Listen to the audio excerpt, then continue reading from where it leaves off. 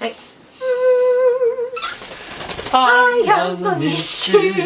アワー。はい第12回アイアンの西アワーのお時間でございます。お時間でございます。それでは今日一日、お疲れ様でした。お疲れ様でした。すいません、ミルクちゃんがバタバタ飛んでもうネクタイのようになってましたね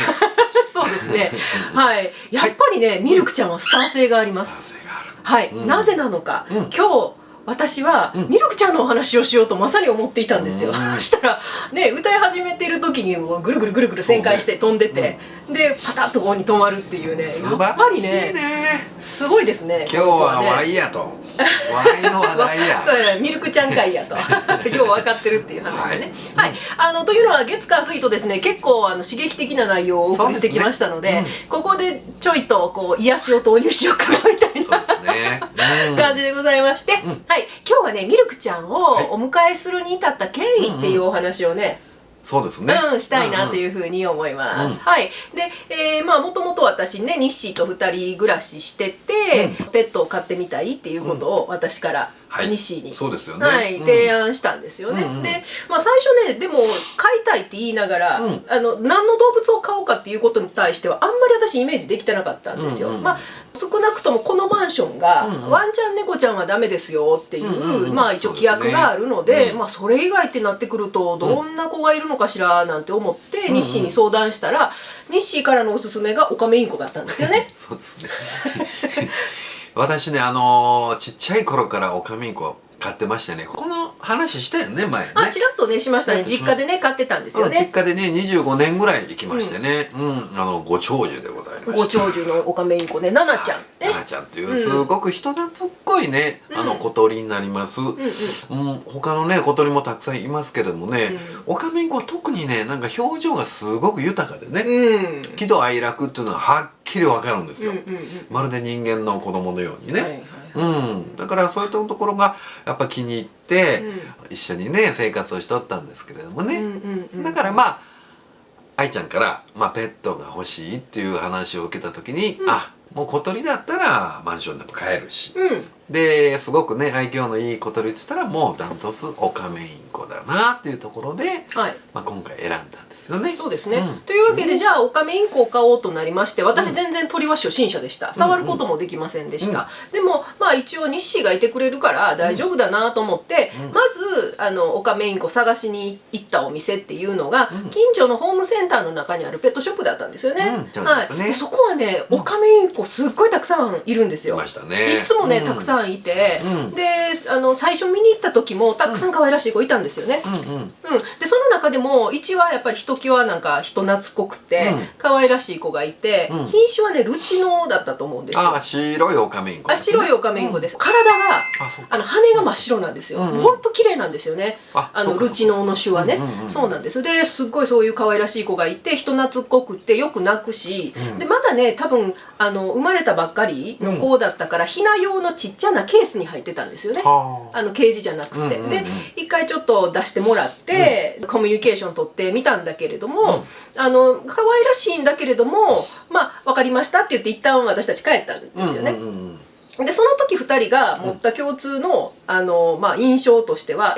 確かに可愛らしい子なんだけどちょっと決め手に欠けるなって言ってたんです。人懐っこいけどちょっと鳴き声がうるさかったんかな、なんか決め手に欠けるねって言ってて、でも可愛らしいからちょっとずっと心の隅にあったんですよ。で数日後に私ね一人でもう一回そのお店行ったんですよ。あの子どうしてるかなと思ったらもう売れちゃってたんですよ。やっぱ可愛らしいから。でも他の方とご縁があったんだったらいっかって割とすぐに私切り替えられたんですよね。でその後ですね、ニッシーと2人で他のいろんな鳥の専門店とかも行きましたよね。3、4軒回りまして本当にいろんな子見てきたんだけれども、やっぱりどこのお店行っても決め手に欠けるなっていつも言いながら帰ってたんですよね。可愛いんだけどっていう感じで、やっぱり小鳥さんとはいえね、立派な命ですから、家族として迎え入れるんであれば、まあこの子だってやっぱり運命を感じるっていうかね、2人ともがね、この子だって思う子に出会わない以上、無理にお迎えする必要はないっていう2人共通でそういうふうに思ってたもので、私すごい春だった記憶があるんです。でももう暗礁に乗り上げちゃっていろんなとこ行っていろんな子見たけど、いまいちね、そう目が超えるばっかりで、この子っていうのにもう出会えなかったから、とりあえず一旦お休みしたんですよね、探すのも。でそうこうしてるうちに季節が過ぎて、夏になった頃にもう一回ポンとで日誌の方から「やっぱりもう一回オカメインコ探してみない?」っていうふうに、そう覚えてないのかな。でね、そう日誌がそうやって言ってくれたから、あ、じゃあそうやって言ってくれるんだったらもう一回再開してみてもいいなっていうふうに思いまして、で行ったのが一番最初に行ったそのホームセンターの中のペットショップですよね。たくさんオカメちゃんいまして、で、大人用のケージっていうのかな、もうそのちっちゃいひな用ケージから卒業して、大きなね、ケージの中に何羽かいるうちの1羽がミルクちゃんだったんですよね。そうなんですよ。でミルクちゃんはもう見て一発で分かる通りホワイトフェイスっていうちょっと珍しい品種で、その時並んでたオカメちゃんたちでもただ唯一のホワイトフェイスだったんですよね。でパッと最初見た印象としては、そのホワイトフェイスってその時見たの初めてだったから、でずっとオカメインコって本当にオレンジのほっぺの子っていうのがもう散々見てきてね、イメージの中であったからそんなピンとこなかったんですよ、私はね。でと思ってちょっとそのミルクちゃんのいたケージを通り過ぎて他の子見てたんですよ。そしたらね、なんかすごい気になる鳴き声が聞こえてくるんです。すごく耳心地がよくって、普通にチュンチュン鳴いてるだけなんだけれども、これは誰の声かしらって思ってパッと向いた時に、ちょうどニッシーがミルクちゃんとまあコミュニケーション取ってたっていうか、お話ししてたっていうか、ちょっと口笛吹いてあげたりとかしてて、それに反応してるミルクちゃんの声だったんですよ。その時にあって思ったんですよね。その時の様子の話できます？いや、私もね、まあオカメインコずらずらと並んでるじゃないですか。まあちょっとコミュニケーション取ろうと思ってで口笛を吹くんですよ。ほんならね、ギョッとする鳥もいっぱいいるんですよ。いる、そうそうそう。でなんかっていう感じの鳥もいるんですけど、そう反応ちょっと見てる子もね。ただミルクちゃんはすごく「何ってすっごい近づいてきた。この子愛嬌あるなと思って、もうダントツに今まで一番愛嬌があったんで、いろんな鳥見てきた中でね、あ、この子やっていうのは私ね、直感で。そうですよね。そうやって言ってくれて、で私は正直分からなかったです。分からなかったけれども、もうニッシーがもうこの子やってすごく言うっていうのと、耳心地のいいこの子の声が気になったっていうのと、あとは店員さんにね、ミルクちゃんの話を聞いた時に「この子ねよく歌ってます」って言ってね、よく分からない曲なんですけど「歌ってますよ、この子は歌が好きな子です」って聞いた時に、あ、この子かもしれないってすごい思ったんですよ。でちょっとね、でも怖がりっていうか臆病な子ですよ。そうですね、神経質ですね。っていうことは言われたんですよ。でもやっぱりこの耳心地のいい声と歌が大好きっていうのは、私にとってはすごくね、もうこの子しかいないのかもっていう高ポイントだったんですよね。でもニッシーもこの子だ、もう絶対この子だって言ったから、じゃあもうこの子に決めようって言って、本当にもう見に行ったその日にですよね。そうやね。その日にもうじゃあこの子をお迎えしますっていうことをお店の方に言って、でまあその場ではね持ち帰らずに、じゃあ明日また迎えに来ますっていうことだけ言って、ケージですよね、カゴとご飯とかねを買って家持って帰って、まあね全てセットした状態でいたんですよね。で名前どうしようってねいう話を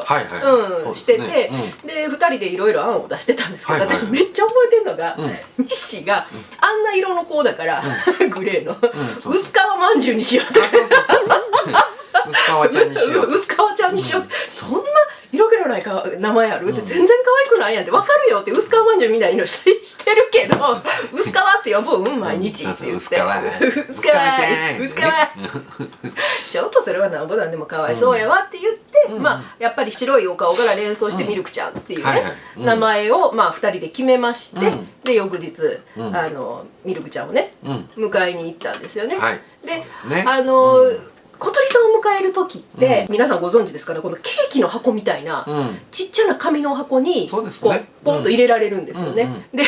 私すごく覚えてるのは、店員さんがこのミルクちゃんをずっとね住んでたケージからバーって出して、手づかみでこうやって出して、ケーキ箱みたいなのに入れる時のもうミルクちゃんの怯えよ、もううわ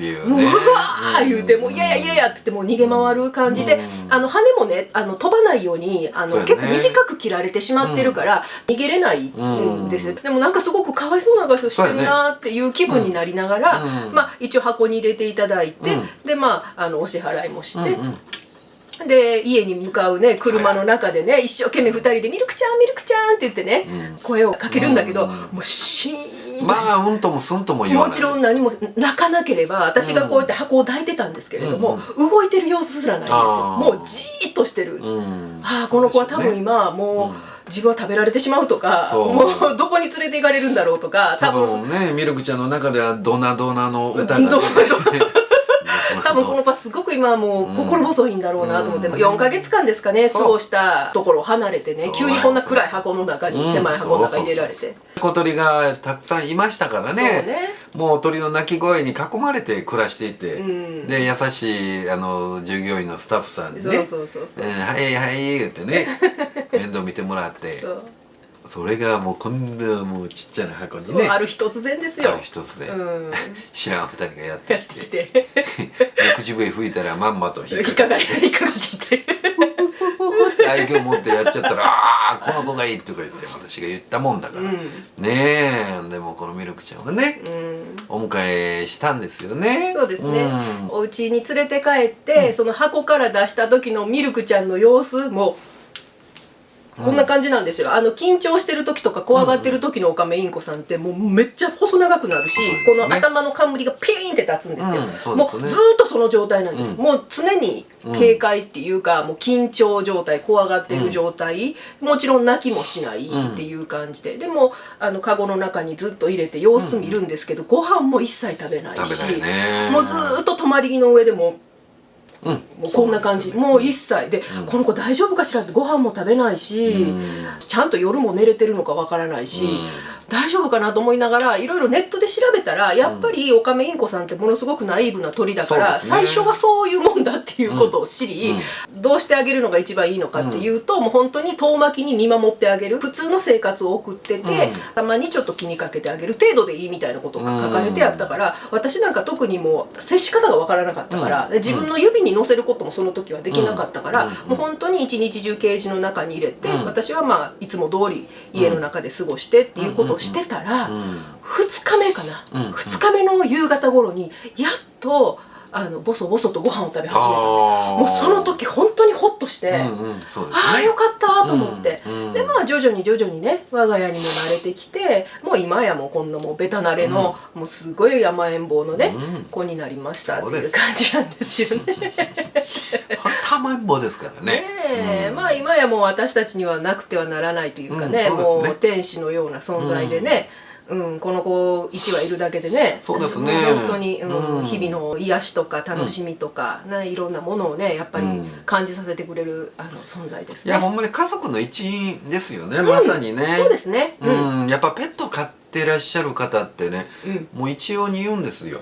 ペットじゃないと、家族ですとやっぱり言うんですよね。家族だけのそのコミュニケーションの取り方っていうのはあると思うんでね、もう他の人にはちょっとわからない。でこの子をお迎えしたそのペットショップなんですけれども、その後私たちがよくね泊まりで出かける時とか、ちょっと長時間家開ける時なんかにはホテルとして今でもずっと利用させていただいてて、そうなんですよ。でそのペットショップのことは多分ミルクちゃん覚えてるのかどうかわからないですけれども、初めて連れてった時から馴染んでたので、預けに連れて行くとものすごいミルクちゃんね、みっちゃんみっちゃん言って喜んでね、そうなんですよ。預けたら間も歌ったり喋ったりめっちゃするらしくって、もうペットショップの店員さんたちもね、ミルクちゃんが来るって言ったらすごい楽しみにしてくれるぐらいね、みんなから愛されてね、可愛がられてね、この界隈ではちょっとしたアイドルでございます。というような、今日はお話でございました。皆さんはペットちゃん飼われてますか？よかったらコメント欄にねお気軽に書いていただけたらというふうに思います。はい、そしたらまた明日見に来てください。はい、お願いします。はい。愛でした。西でした。アイ西でした。おやすみなさい。ご視聴ありがとうございました。よろしければチャンネル登録をよろしくお願いいたします。メインチャンネルアイ&ニッシーデュエットもご覧いただけますととても嬉しいです。それでは次の動画でまたお会いいたしましょう。おやすみなさい。